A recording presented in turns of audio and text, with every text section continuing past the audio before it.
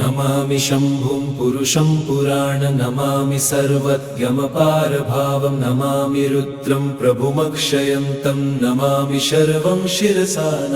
नमामि देवं परमव्ययम् उमापतिं लोकगुरुं नमामि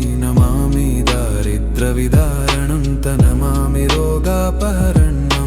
नमामि कल्याणमचिन्त्यरूपं नमामि विश्वोत्थबीजरूपं नमामि विश्वस्थितिकारणं तं नमामि संहारकरं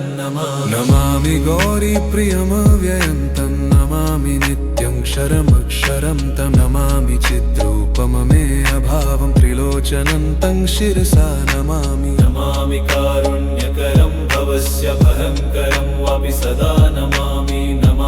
दातारं दीप्सितानं नमामि सोमेशमुमेशमादमामि वेदत्रयलोचनं तं नमामि मूर्तित्रयवर्जितं तं नमामि पुण्यं सदसद्व्यातितं नमामि तं पापहरं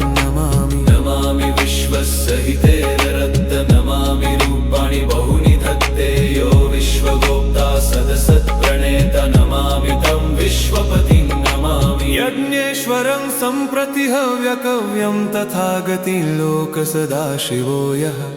आराधितो यश्च ददाति सर्वा नमामि दानप्रियमिष्टदेवं नमामि सोमेश्वरं स्वतन्त्रम् उमापतिं तं विजयं नमामि विघ्नेश्वरनन्दिनाथं पुत्रप्रियं तं शिरसा नमामि देवं भवदुःखशोकविनाशनं चन्द्रधरं नमामि गङ्गाधरमीशमीड्यमुमाधगं देववरं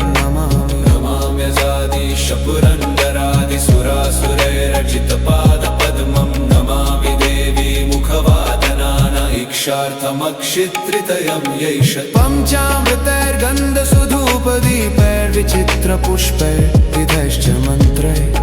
अन्नप्रकारैः सकलोपचारैः सम्पूजितं सोममहं नमामि